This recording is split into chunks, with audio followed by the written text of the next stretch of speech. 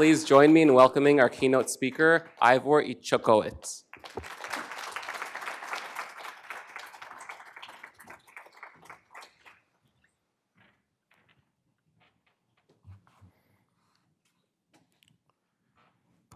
Having had the opportunity to sit through the deliberations of yesterday and today, I have a profound sense of déjà vu, a sense that I have somehow been here before, a sense that we are right back in the struggle as I experienced it in the 80s, a struggle for our identity as Africans, for our dignity, and for our ultimate liberation. The circumstances and times are certainly different, but the principles are exactly the same. So I want to invite you to journey with me into the new Pan-African Freedom Struggle 2.0. Journey with me as we look at the art of the possible.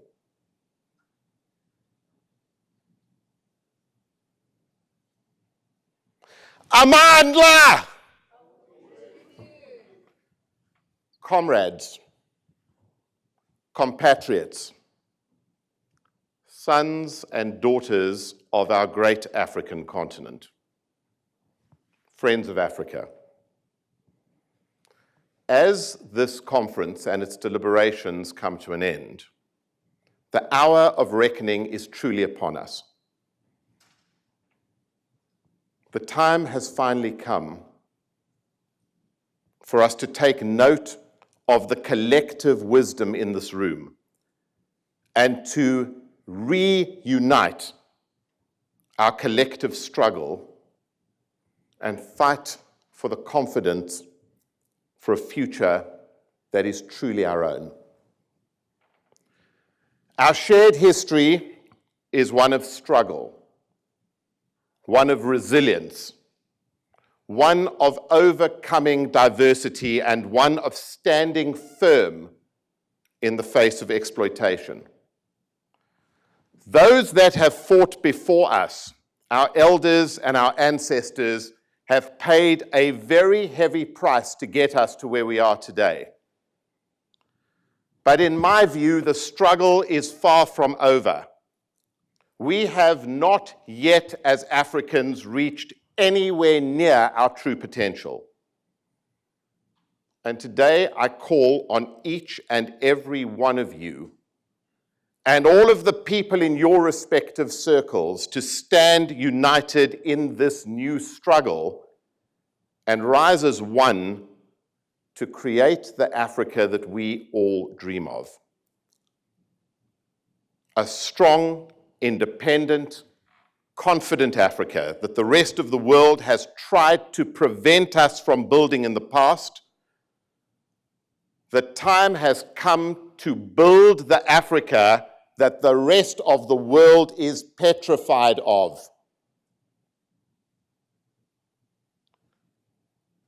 We envisage an Africa where all men and women are completely equal, where the shackles of colonialism are forever cast off, and where we for once and for all can stand proud and united, confident in our own ability to forge our own destiny. We yearn for an Africa that is no longer lurching from one crisis to the next. We yearn for an Africa that is free of crisis, either perceived or real. We yearn for an Africa where our abundant natural resources fuel our own progress and our own prosperity, not the ongoing greed of foreign powers. We yearn for an Africa where beneficiation of our raw materials is no longer optional. An Africa where industry processes what comes from our ground. We yearn for an Africa where any government that continues to allow such looting and pillaging and exploitation must be held to account. We yearn for an Africa where capital is accessible and affordable, and where capital providers no longer insult our intelligence by overpricing African risk just because they can and just because they always have. Our struggle is one for the creation of jobs in our own countries so that our people can be productive, have dignity, and have a stable income so that they can build long-term sustainable wealth. There's a perception that Africa's greatest wealth lies in its mineral resources alone. This, comrades, is not true.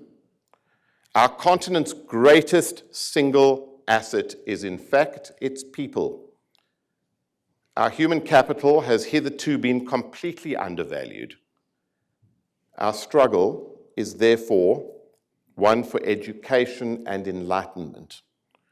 We must make our children the vanguard of a new African renaissance, imbuing them with the knowledge, skills, work ethic, and most importantly, the passion to transform our continent through dedication and hard work. To change the world, we must first change ourselves. And that change begins with education. In order to do this, we need to ensure that access to the world's knowledge through low-cost, accessible data is enshrined as a basic human right, where access to information is democratized and where every single African, rich or poor, has access to the knowledge of the world always and from everywhere. Comrades, we must celebrate the fact that we are finally at a critical point in our history. We are finally at the point where our next generation of leaders are the first modern Africans who are truly born free.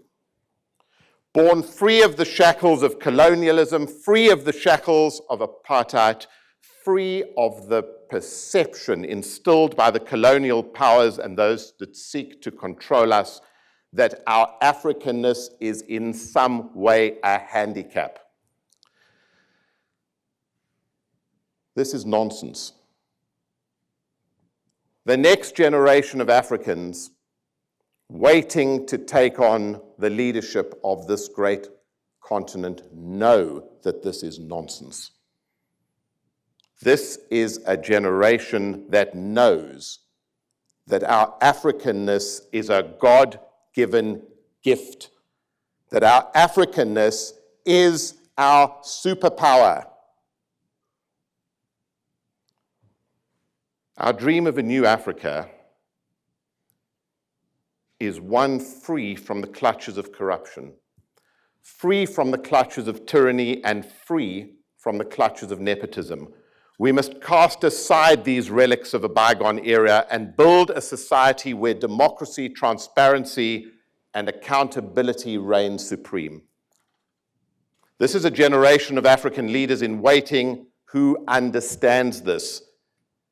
They no longer see government positions as a way to secure vast wealth. This is a generation that know that they have to work for their prosperity, a generation that no longer feels that the world owes them anything. You may well ask how I, a middle-aged, white, Jewish African, know all of this. Well, it's simple. I know this because the African youth have told me this. They've told me with confidence and with resolve. They've told me across the length and breadth of this great confidence. And they've told me in their tens of thousands as we've interviewed them for the African Youth Survey. The survey came about when I realized that my Africa, my colorful, vibrant, hope-filled, energetic Africa was completely different from the Africa that I was constantly told about as I visited the boardrooms of the United States, of the United Kingdom, and even of Beijing and Moscow. They kept telling me about the dark continent, the continent filled with challenges, the continent filled with corruption, the continent that was completely hopeless. And I realized that there was such a huge disconnect that for my own sanity, I needed to go and find out who was right. This is why we embarked on what has become the most comprehensive survey of its kind anywhere in the world. This project has presented many challenges, but now in its second edition, we can with great confidence say that young Africans see the continent as I do, and they are ready to reignite the struggle. Our data confirms that young Africans are optimistic, entrepreneurial, and impatient for change. They are no longer prepared to wait for aid or to be saved by foreign powers. They are no longer prepared to have their assets or their heritage looted. They are no longer prepared to be told what they can and can't do based on Western norms and conventions. They are no longer prepared to be considered in any way less capable than their counterparts from the rest of the world.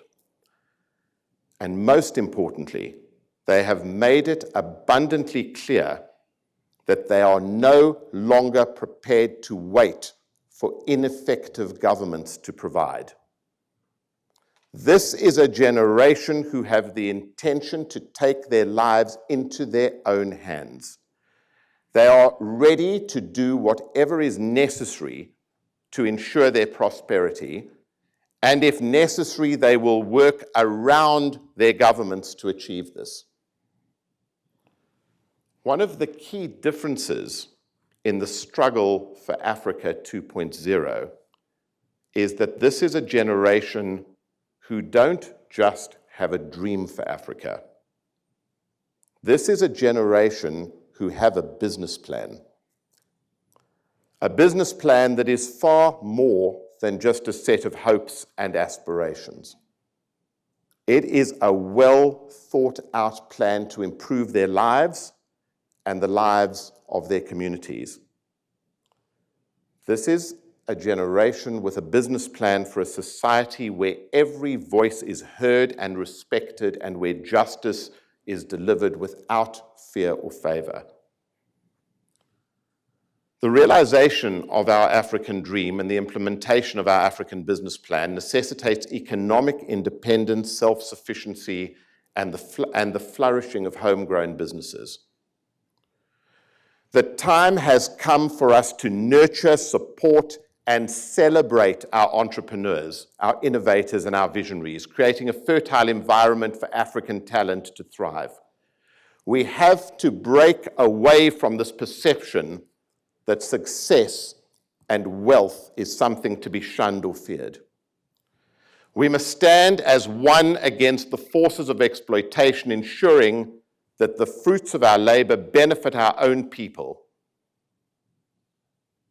and that the interests of foreign powers are kept in check.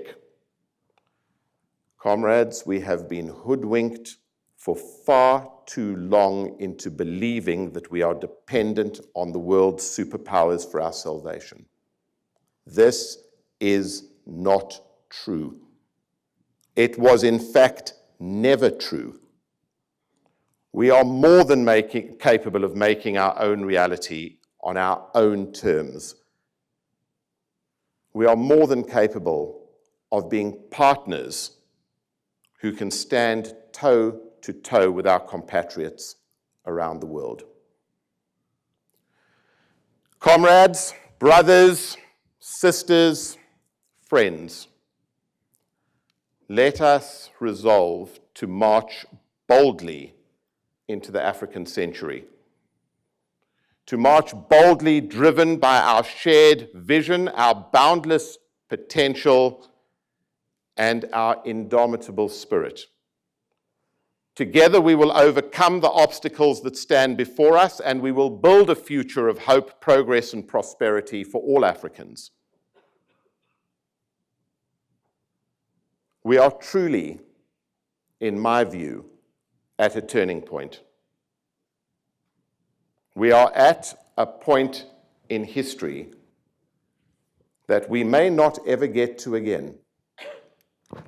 In my view, Africa's time is right now.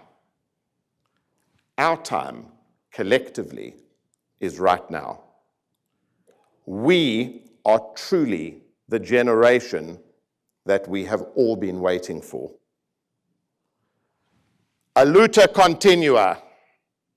May the struggle continue. Just go? Yeah. We will be victorious.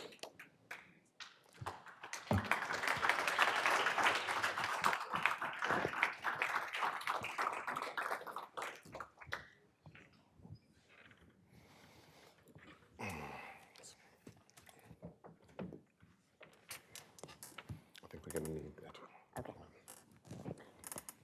That was breathtaking, mind-blowing.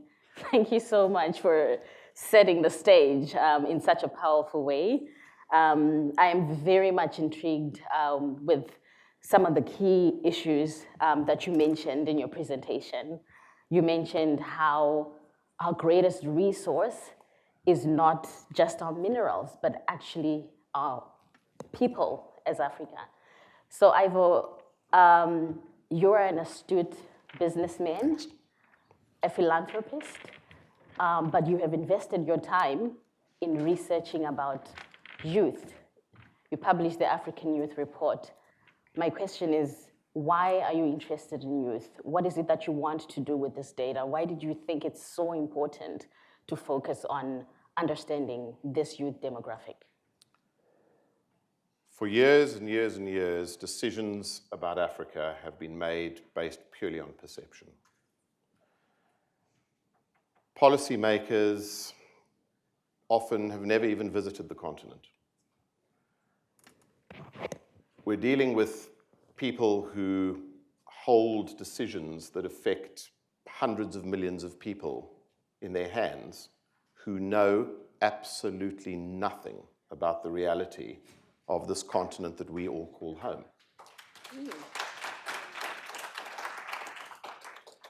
And honestly, it got to a point where I was just sick and tired of this nonsense. It got to a point where I decided that we had to start talking truth to power, and that we as Africans had to stand up for what we knew the facts were on our own continent. Sure, we have challenges. Sure, we have major, major things that have to be fixed on the continent, but not everything is bad. I don't see any miserable people here. I don't see anybody here who is ashamed of their Africanness. And yet the rest of the world kept beating us up based on perceptions that had absolutely no relevance to reality. And I'll be honest with you, at a point I started questioning my own sanity. So saying, hang on a second. There's so many people who see this continent so differently to the way I do. Maybe they're right and I'm wrong. And we decided to actually go out and put some science behind it. And there was a point at which I was a little nervous. You know, when the first set of results came out, I was kind of concerned. But I have to tell you that every single one of my personal perceptions was vindicated. We truly have been able to put science behind the truth.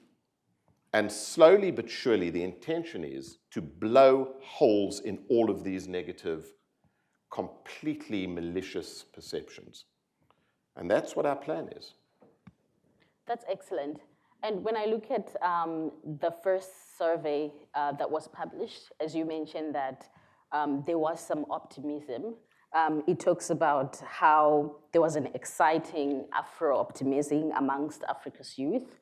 And then we look at the 2022, the most recent survey, showing a dip in that with about 28% of Africans feeling confident about their country, about 34% feeling confident about the continent. Why do you think we had that? So it was very interesting. In the first edition of the survey that was done pre-COVID, the levels of optimism were unbelievable. The levels of hope, the levels of, there was just a buoyant spirit on the continent that was extremely, extremely exciting. Young Africans had showed a high level of entrepreneurialism, an irritation with government, but it wasn't the end of the world. And the second edition was conducted after COVID. It was conducted after people had really gone through living hell. You know, things were not easy on the continent during COVID. And for me, the dip in optimism was actually very, very small compared to the dip of optimism in optimism elsewhere in the world, because COVID proved how resilient we truly are as a continent. COVID proved how well we actually could survive crises. I mean, we as Africans know how to deal with crises. You know, I never forget meeting the president of Congo, of the DRC during COVID, and I just kind of had to crawl out of South Africa to get permission from the president to fly out of the country, and South Africa was in a complete lockdown.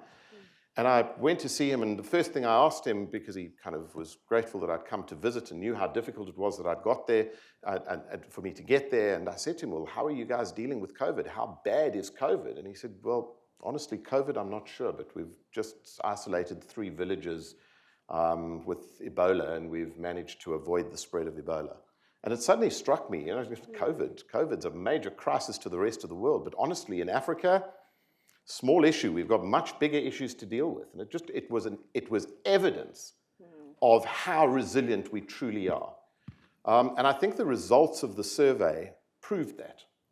Africa's come out of this much stronger than many other countries, or many other continents in the world have. And many countries in Africa have actually in some way benefited from that experience.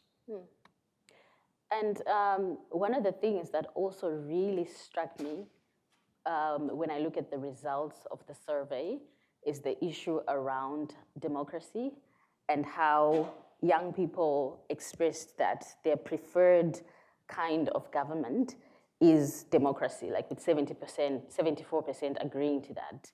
However, 53% believing that Africa must develop their own kind of democracy. We often have these kinds of discussions at the Kennedy School around democracy, and African students here have also expressed that we must have our own kind of democracy. Now, what are your views on that, and how do we chart that kind of democracy? 53% plus me. I think that this is a very, very interesting part of what we survey. It's very interesting to note that democracy as a concept is well accepted on the continent. And it mustn't be taken for granted. In the first edition, we found that strong leadership was the preferred form of governance. I was about to say post-apartheid. Post-COVID, there is no question that the debate around a new form of African democracy has started happening. And I think that it is a major, major priority for us. This inflection point that I talk of is an inflection point that is generational. The democracy that has been imposed on Africa is a style of democracy that isn't even working in the West. You cannot tell me that this style of democracy that has been imposed in Africa is working in the United States, because it isn't. It's not working in Europe. How in heaven's name do we expect it to work in Africa, where we have to take into consideration the realities of our culture, the realities of our tribal influences, the realities of all of the things that affect us that have nothing to do with the West? And I think that we are at a point where we need to start having that debate. We need to start having it loudly. We need to start having it as at a continent level. And slowly but surely, we need to start looking at the constitutions of the countries that we live in and fix those problems in our democratic structure. South Africa today is on a downward spiral because of the style of democracy that we've put in place in South Africa. If you don't fix that, you're never going to fix South Africa as a project. And the same applies for many other countries on the continent. I'm curious to know what that kind of democracy might look like. I know this is something we need to figure out as a continent, but it's interesting to see models that have been explored by other countries. So China has its own kind of leadership. The US has a different kind of leadership. Is there something in the middle? What might that look like? Or is there an African country that sort of demonstrates in that direction what that might look like? Or this is something we need to reimagine in the spirit of the theme for this conference? I wish I knew. I wish I knew. I'm looking forward to a long, very exciting partnership with Harvard to come up with the next style of African democracy. I don't think, though, that there's a one style fits all. I think that every single country has its unique circumstances. We must never forget that Africa is a continent, it's not a country. And we must never allow anybody to forget that. You know, one of the things I wanted to look at in the youth survey is whether we could have the audacity to talk of an African youth. I mean, when you're in Dakar, you are closer to New York than you are to Johannesburg. The African continent is immense. The geography is immense. The language divide is immense. The cultural divides are immense. Can we talk about something as simple as an African youth? The good news is we can, because there is a collective youth consciousness in Africa. But it is very presumptuous to believe that one style of democracy can fit the entire continent. And I think that as we had these debates in the 60s and the 70s about what an independent Africa should look like, we should be having the debate today about what an African style of democracy, an African style of government, an African style of governance should look like country by country. And it's going to be up to your generation and to your colleagues. It's very unpopular to call them comrades, but my comrades, to work out what this is going to look like. And I'm very excited to be able to stand on the sidelines and share with you what I know doesn't work so that your generation can get it right. I like that, and I like that you mentioned that it's going to be up to our generation and your fellow comrades. Now, talking about our generation, many of them don't want to get into politics, the young people. We are 70% of the continent, but it's just not an appealing pathway, and yet we need to represent the majority of the population. And so I'm wondering, I know that this came out in your survey as well, and I'm wondering whether it is complacency on the part of us as the young people, or it is the older generation that is gatekeeping to the degree that it's inaccessible for your youth to actually get into politics and governance. So how do we build the Africa that we want when we exclude our young people from politics and governance? So one of the really concerning things that came out of this edition of the survey is fewer and fewer young Africans want to go into politics. Historically, it was easy. A path to politics was a path to prosperity. Why? Because politics was about looting and pillaging. We have a generation today that doesn't believe in looting and pillaging. They can see that through hard work that they can create wealth, they can create opportunity outside of politics. So the challenge is, how do you take intellect back into politics? And my view is that the answer to that is to change the nature of how we run countries in Africa. We created an environment in the revolutionary movements where we sold to our people the idea that government would provide. You know, I had the privilege of working in the information department in the African National Congress just before the 1994 elections. And I wrote a slogan which I beat myself up about every single morning. We wrote a slogan that said, vote ANC, and we will provide you with a house, we will provide you with a job, and we will ensure your prosperity. How dare we have done that? Because what it did is it created an entire generation of people waiting for their government to provide. No government can provide. Ask Donald Trump, he'll tell you. Government's job is to create an enabling environment. Government's job is to create infrastructure that allows us to provide. And if we can break that legacy of the past, just that one thing, the continent will look completely different, not in 20 years' time, but in 5 years' time. And I think that if we can get your generation to understand that we need technocrats to run African governments, we need competent people to run African governments, we need CEOs as heads of state. True. We need people that can actually read a set of accounts to be ministers of finance. And then the face of the continent will change. We'll get there, slowly. Absolutely. Okay, I will now open it up to the audience for Q&A. I can see very quick hands on this table. We'll take a round of 3 and then take another set afterwards. So there's hands here, and then there's a hand at the back.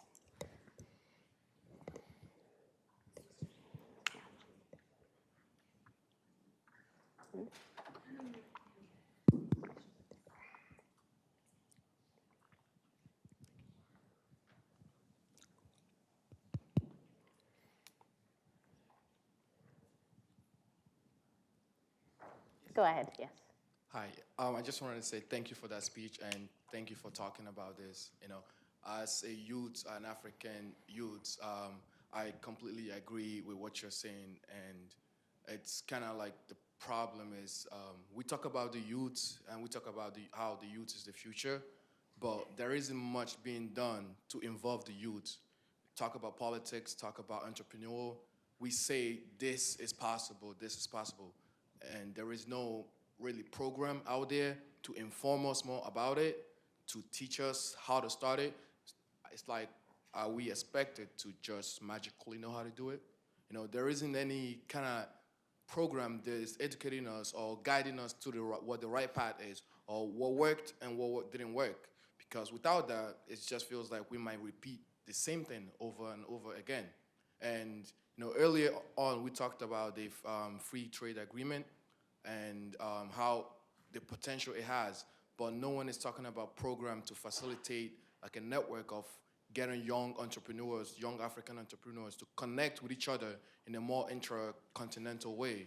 It just seems like very isolated and more of a talk. It's really just a conversation and no action is really being implemented into that. What's your insight on that, and what do you recommend for us to do to get in a better state for that? Thank you. Sabella? Thank you, colleagues, and thank you for a very insightful set of comments. Siseko Kumalo, Harvard South African Fellow, and I am glad to have a fellow South African in the room. I'm curious about something that you mentioned, though, in terms of democracy on the African continent, and there's a particular point vis-a-vis the South African context in terms of it being on a downward spiral. I am concerned, however, about the ways in which our colleagues in South Africa, you're talking jurisprudence scholars, are writing about constitutionalism in the country, calling it unconstitutional. And the concern that I have there is that you have senior scholars, HODs of departments of jurisprudence, directors of centers for applied legal studies, and professors across the country who are charging the nation in a fundamentally irresponsible way. Now, as we do the work of reimagining democracy in Africa and thinking about it in the South African context, how do we do that work responsibly and in ways that keep the framework of the constitutional outline of South Africa working? Of course, it's a liberal constitution. It is borrowed from a Rawlsian overlapping consensus here in the United States. We had consultants coming in pre-1994, pre-1996 to give us what we have currently. How do we work with that in ways that do not facilitate absolute nihilism in the country? The second question that I have is to say that as a senior leader within the African continent, and I believe I'm borrowing from my good colleague's comment or question earlier, how do we create intergenerational spaces of information sharing, where we can sit down with leaders of industry, leaders of government, leaders of business, to think about the ways in which young people can become absorbed into these various sectors? Because if you look at, and I did this experiment in 2018, I believe it was, the mean age of the cabinet in South Africa, I believe, is something like 58, if not 60. And the majority of the young people in the country, the majority of the, the mean age of the country from the last national census that we had, I believe, is about 28 or 32, between thereabouts. And falling. So if you think about that challenge or that mismatch, that rift, how do we create spaces where we can sit in similar rooms with folks and say to them, this is what we believe the action plan should be in terms of policy, and how do we implement that policy with the expertise that the older generation bring to the table? Thank you. Thank you. I think let's respond to those. You're going to remember? Okay. Thank you very much. My name is Chidi Ansel Odinkalu. I come from the Democratic United Federal Republic of Nigeria. So let me, there's a sentence you offered which is very exciting. We need CEOs to run countries. So let me tell you the story of, a real life story of one CEO running one country. No, it's a real life story. Look, in 1993, Nigeria appointed a CEO of the biggest company in Nigeria called United African Company, which is a successor, or was a successor of the Royal Niger Company, which was chartered in 1886 to run the country as a colonial entity and to run Nigeria. And he survived for all of 87 days, after which soldiers quietly marched him off into pension, and the country went into trouble. And my question is, prolonged trouble, and many people would argue Nigeria is where it is as a result of appointing one inept CEO who had spent a lot of time in the boardrooms, but actually knew nothing about the streets, lacked legitimacy, and did not know about the armories. So my question is, where are these your CEOs who know something about the African streets, and how are you going to get them into places where they can get into leadership with legitimacy? Thank you. Well, all very insightful questions, and nowhere near enough time to answer them all. So let me deal with that one first, because you're 100% correct. A CEO who can run a sugar company can't run a country. The point is that show me a university course somewhere in the world that trains heads of state. And the truth is that being a head of state has similar attributes to being a CEO, but you'd better well know how to plug into the street. You'd better well know how to run an armory, and you'd better well know how to be a diplomat at the same time. And most of the heads of state, sadly, and we have some very competent heads of state in Africa. Let's dispel this illusion that every head of state is inept and incompetent. Not true. We have some remarkable leaders in Africa, but most of these leaders learn their craft only once they're in power. And I think it's a long discussion, but your point is well taken. You can't take somebody who knows how to run a shipping company and ask them to run a country. And we can have a long debate about Nigeria, but there are many, many lessons that come out of Nigeria, which leads me straight into answering part of both of your questions. How many people in this room study African history?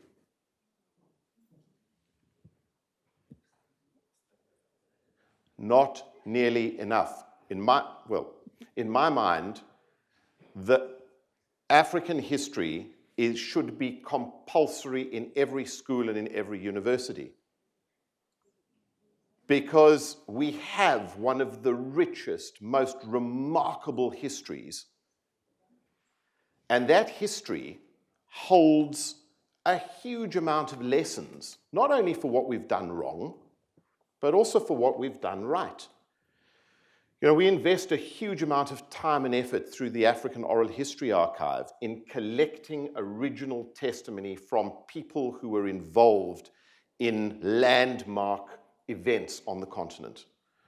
And we've done so because I realized that my understanding of the continent comes from the fact that I had the privilege of knowing some of the remarkable personalities that were able to lead South Africa through what was a social, political, economic, existential crisis.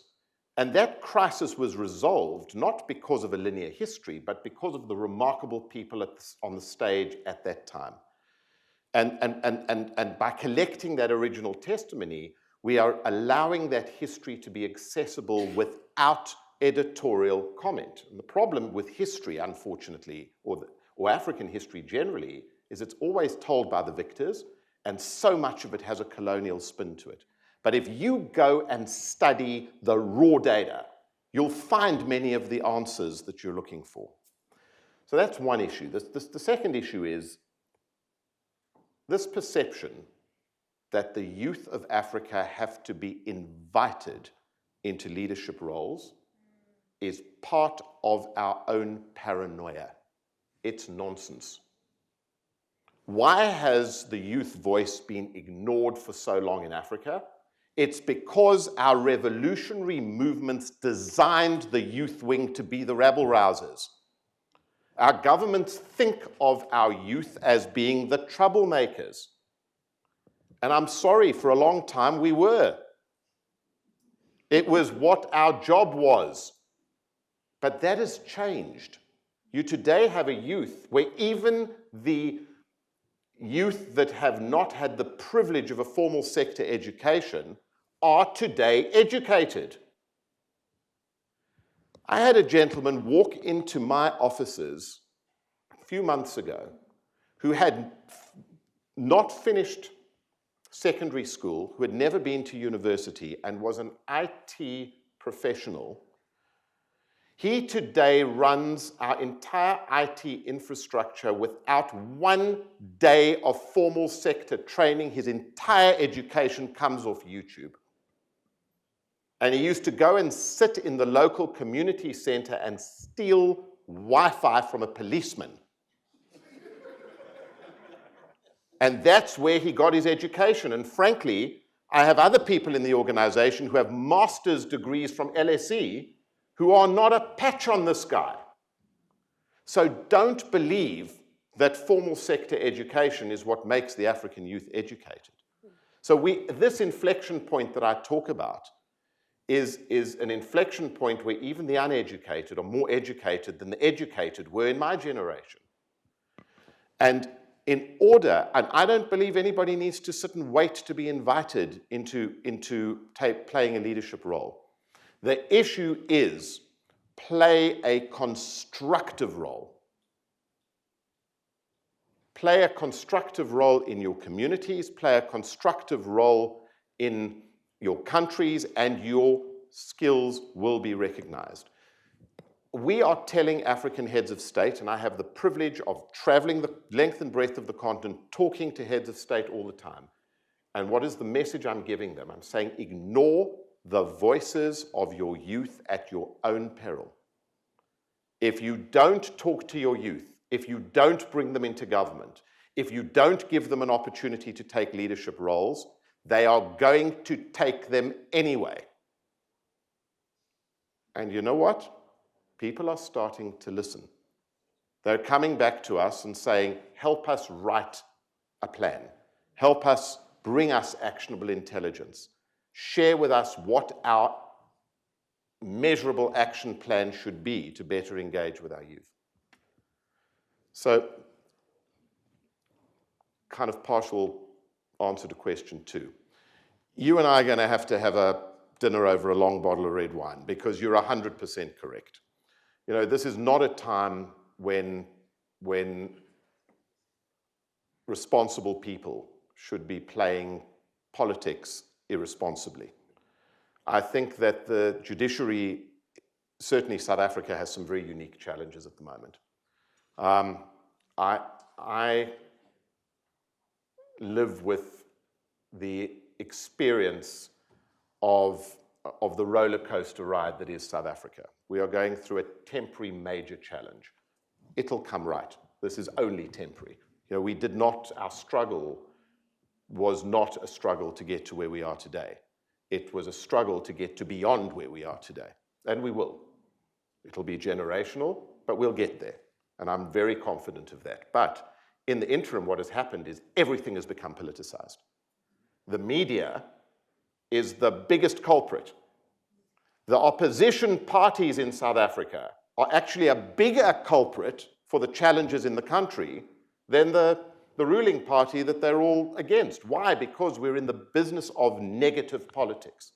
There's very little constructive engagement happening in the interest of the country. It's now just get rid of the ANC because they're old and tired and we're irritated with them at all costs. And that's not constructive. So there's a lot to discuss, and you're 100% correct. What will change the tide in South Africa, and South Africa is not unique. I see this happening in other countries in Africa, including, by the way, Nigeria, where the politics has to be about what's in the interest of the entire in the entire country, where the revolutionary movements of the past have to realize that they have a shelf life. The challenge we're going through in South Africa, the challenge you're going through in Zimbabwe, the challenge that many other African countries have gone through, clearly the challenge that Ghana has got through is the challenge of realizing that revolutionary organizations either need to reinvent themselves or they need to appoint liquidators. There's a point at which their shelf life, there's a point at which they start becoming a bit smelly. Thank you. I think that's a very powerful way of answering questions and, in a sense, concluding our discussion. Unfortunately, we won't be able to do another round of questions because of our time. But I think to quote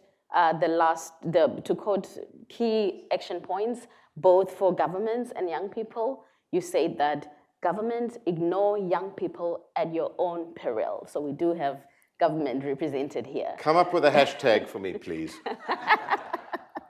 And young people, do not wait to be invited to the table. You have to be constructive and go for the table. Thank you so much. I have one final closing comment. Sure. You are the generation that we've been waiting for. Don't forget that. Because if you think that somebody else is going to come along and do your job, then you're going to let me down terribly. So if you take nothing away from this conference other than the fact that every single one of you have the future of the continent in your hands, the same way as my generation had it in its hands at that time. We screwed up a little. We got some stuff right, but you're going to get less stuff wrong. And that's my greatest hope and my greatest wish for what comes out of this process. Thank you very much.